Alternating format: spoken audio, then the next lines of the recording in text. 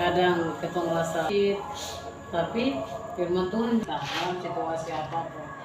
Ketika kita melayani Tuhan, tidak terjadi dalam segala kondisi apapun dia harus menderita. Itu ketika mungkin dikasih 4 seorang prajurit yang sedang berjuang tidak memusingkan diri sendiri.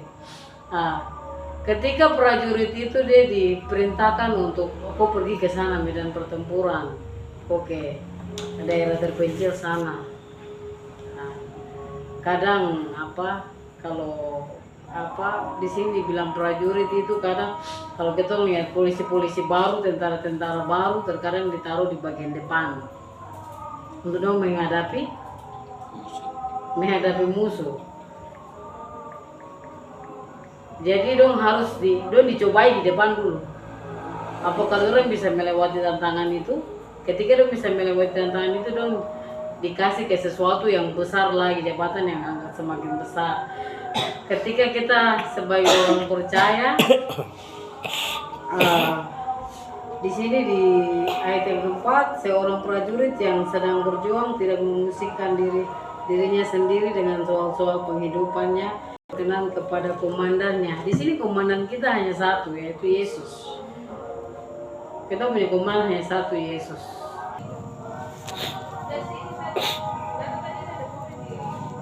Prajurit yang sedang berjuang tidak memusingkan dirinya dengan soal-soal penghidupannya, supaya dengan demikian ia berkenan kepada komandannya.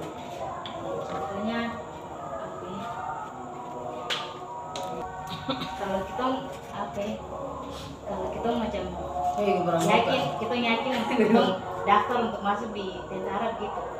Jadi segala sesuatu di konsekuensi ya kita tidak, ketika kita diterima sebagai prajurit ya kita harus tinggalkan kita kebiasaan dulu yang berkumpul dengan teman, ikut rame-rame, senang-senang. Tidak bisa karena paling semua kita waktu semua kan sudah diambil alih sama peraturan, tugas dan tanggung jawab. Jadi ya tadi Om bilang suka tidak suka ya harus kita jalani. Sama juga kalau kita sebagai prajurit Kristus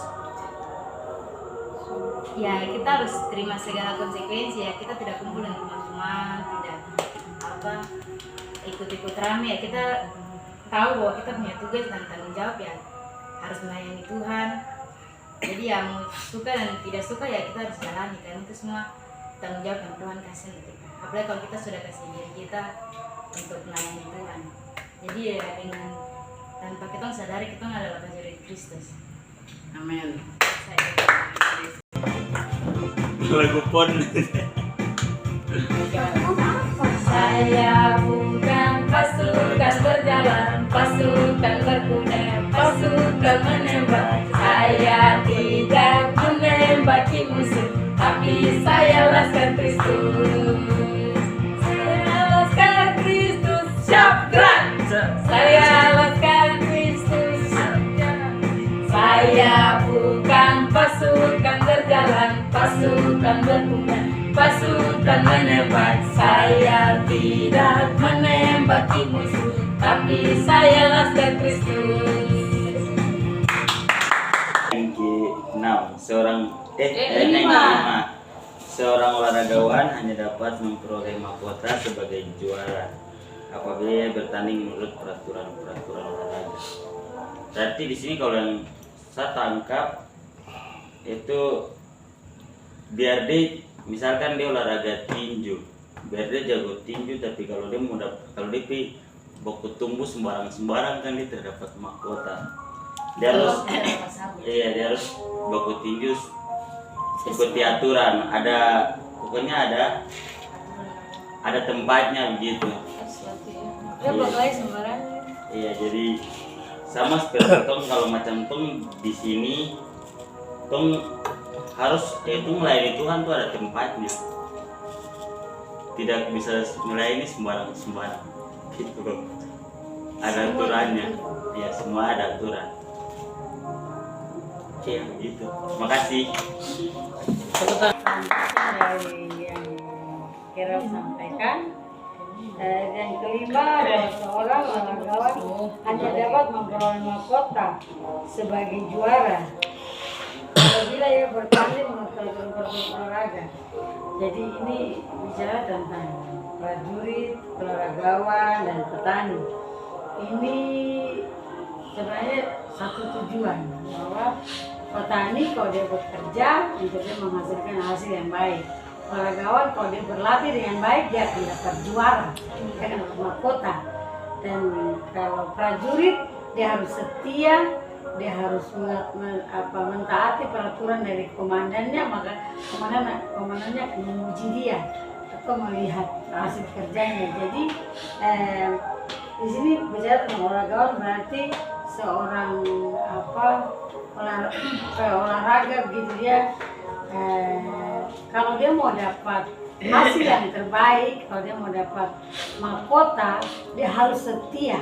Dia harus setia berlatih siang dan malam. Dia tidak memikirkan dirinya bahwa saya harus santai-santai. Kalau dia santai-santai berarti dia tidak akan dapat mahkota. Tapi dia dengan giat setia siang dan malam berlatih sampai akhirnya dia akan mendapat hasil. Saat dia bertanding dia akan mendapat mahkota. Itu juara yang dia peroleh. Jadi ayat yang ke-13 bilang kalau kita setia maka kita akan mendapatkan hasil. Dan apa yang kita lakukan kita akan mendapat hasil. Jadi saat seorang olahragawan dia mentaati peraturan dari dia punya pelatih, dari manajemen yang membawa dia untuk mengikuti pertandingan apapun. Dia olahragawan berarti banyak, bukan hanya satu.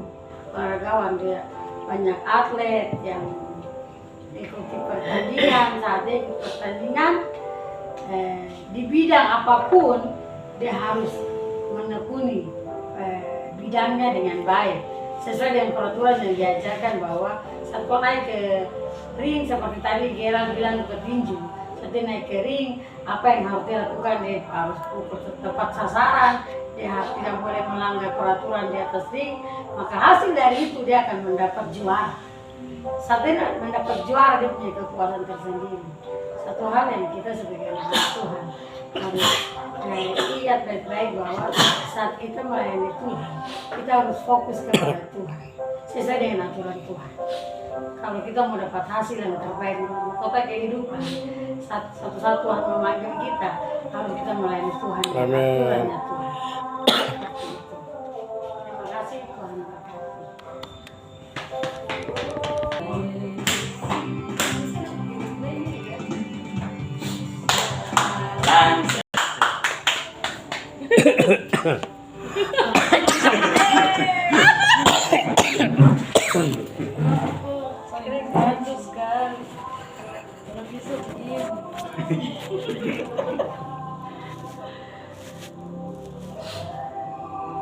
Shalom.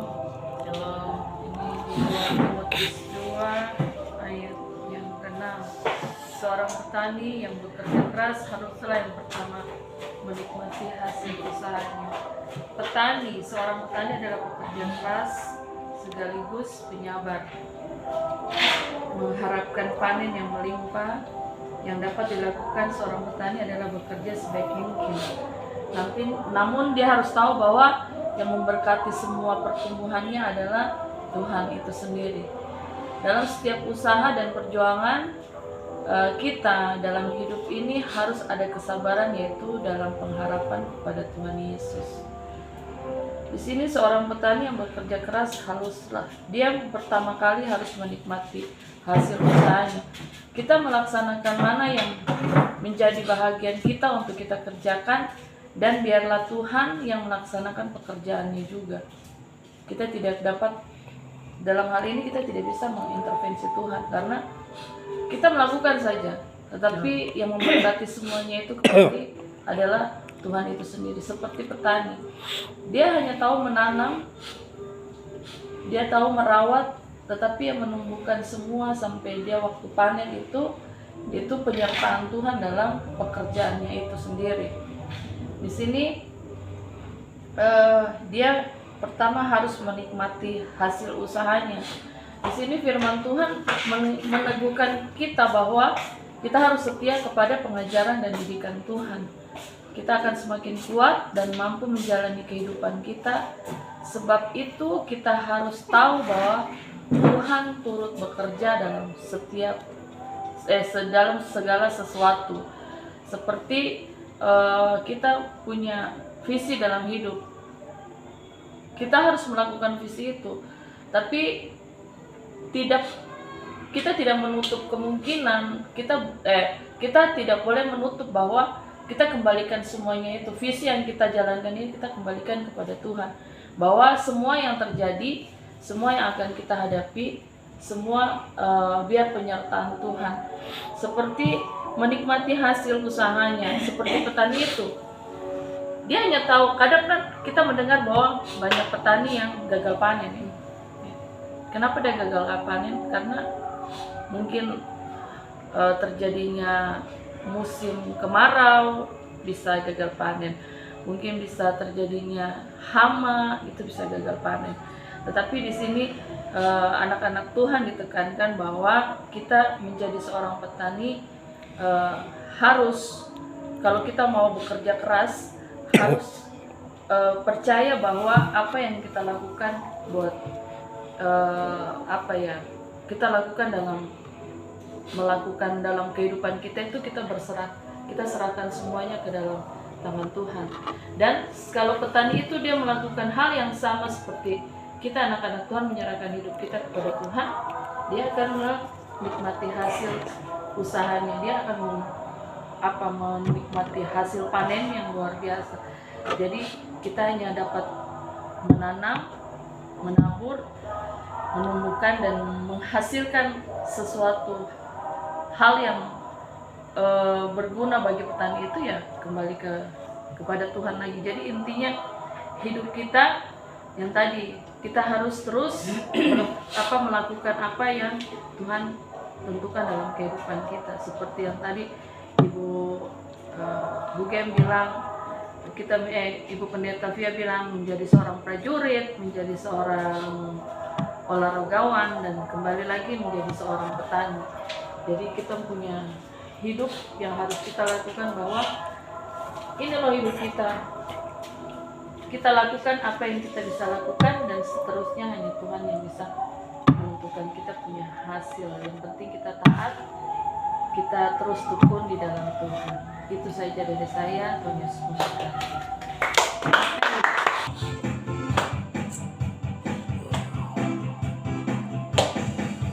Jangan lelah bekerja di badannya Tuhan, berputus yang memberi kekuatan, yang mengajar, yang menopang. Jangan lelah bekerja bersamamu Tuhan, yang selalu mencukupkan dan segalanya. Letakkan tangan bergelombang, timbulkan tanah yang berlubang, menjadi siap dibantu di atas dasar iman. Letakkan tangan bergelombang, timbulkan tanah yang berlubang, menjadi siap dibantu di atas dasar. Kita nyanyikan lagu ini bersama-sama. Jangan lelah Bekerja di ladangnya Tuhan, Roh Kudus yang beri kekuatan, yang mengajar dan menopang. bekerja bersamamu Tuhan, dan selalu mencukupkan atas segalanya. Ratakan tanah bergelombang, timbullah tanah yang berlubang, menjadi siap dibangun di atas dasar iman. Ratakan tanah bergelombang, Timbullah tanah yang berlubang, menjadi siap dibangun, di atas dasar iman. menjadi siap dibangun, Menjadi siap dibangun di atas desa, menjadi siap dibangun.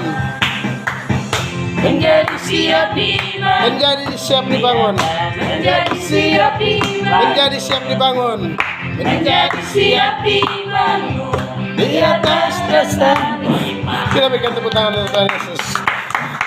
Nah, luar biasa, hari ini kita belajar tentang karakter menjadi seorang penyembah. Ada 3 bagian yang tadi kita sudah diskusikan, dibagi oleh teman-teman bagaimana menjadi prajurit. Tentunya dia tidak kudis atau kurang disiplin, tapi dia disiplin. Ya seperti tadi, dia tidak kurap atau kurang rapi, tapi dia rapi selalu dalam semua aktivitas kehidupannya. Amin. Ya, itu prajurit. Ya.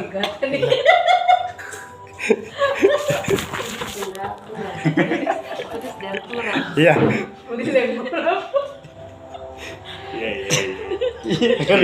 Iya, dia tidak kudis. Maksudnya baru nyimak. Iya. Tapi memang benar-benar dia disiplin. Jam sekian on time, jam sekian. Dia rapi.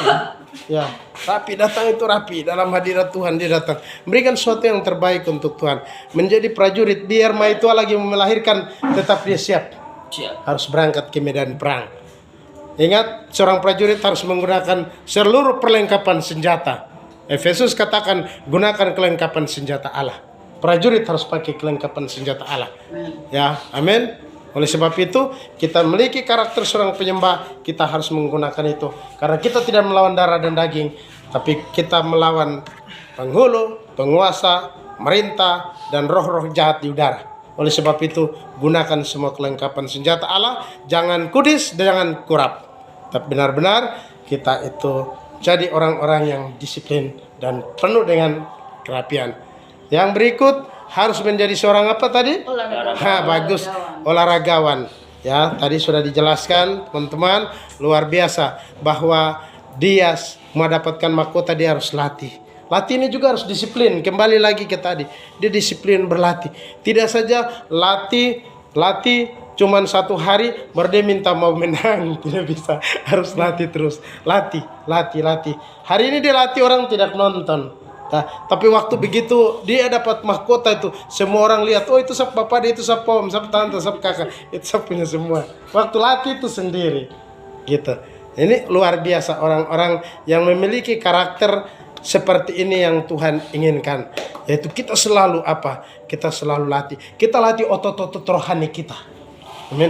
Kita latih otot-otot rohani kita sehingga otot rohani kita menjadi kuat. Kita keluar menjadi pemenang, bahkan lebih dari seorang pemenang. Kita lebih dari seorang pemenang. Begitu juga dengan seorang petani. Dia tidak pusing itu panas, terik kah, hujan kah. Kalau dia ke ladang, tetap dia ke ladang. Dia tidak perlu panas. Aduh, Pak, jadi panas, saya tunggu saya pakai payung baru saya ke kebun. Jadi dia tidak pikir kenapa pakai panas terik sekalipun dia akan melakukan itu. Itulah orang-orang yang melakukan itu. Melakukan yang terbaik. Ketika melakukan terbaik seperti 3 bagian tokoh tersebut, maka kita akan dapatkan hal-hal yang dahsyat dan luar biasa. Dia yang pertama kali merasakan hasil panennya. Orang belum merasa, dia yang rasa duluan. Petani yang rasa hasilnya duluan. Gitu. Oleh sebab itu, hasil itu tidak pernah mengkhianati kita. Ketika kita lakukan, hasil tidak pernah mengkhianati kita. Pasti kita akan dapatkan. Ya, bukan saja 30, bukan saja 60, tapi panen sampai 100 kali ganda. Ya, panen sampai 100 kali ganda. Kita menuai sampai luar biasa. Akhirnya kita temukan blessing, berkat dari sorga. Amin. Kita dapatkan. Ya, langit bumi boleh berlalu, tapi Tuhan pasti menepati firman-Nya. Oleh sebab itu kita jadi penyembah yang memang benar-benar memiliki karakter seperti seorang prajurit. Ya, yang berikut, penyembah yang memiliki karakter seperti seorang olahragawan dan juga memiliki karakter seperti petani. Ya, orang lain panas, aduh panas, saya tidak bisa jalan. Dia tidak panas, saya tetap pergi ke ladang. Karena ladang ini sudah menguning, pekerja sedikit, tapi berdoa supaya Tuhan kasih pekerja-pekerja itu datang. Amin. Ya, ini waktunya. Setelah kita bekerja, maka kita akan tuai jiwa-jiwa yang luar biasa untuk Tuhan Yesus. Amin. Ya, ini waktunya kita tuai. Ya, kita tidak saja tuai berkat jasmani, tapi berkat rohani. Umur panjang, kasih setia Tuhan berikan kepada kita semua. Tuhan Yesus memberkati kita semua di malam hari ini. Kita menjadi petani yang luar biasa, kita menjadi olahragawan yang dahsyat, bahkan kita menjadi seorang prajurit yang tidak kudis dan tidak kurap. Tuhan Yesus memberkati. Shalom, selamat malam.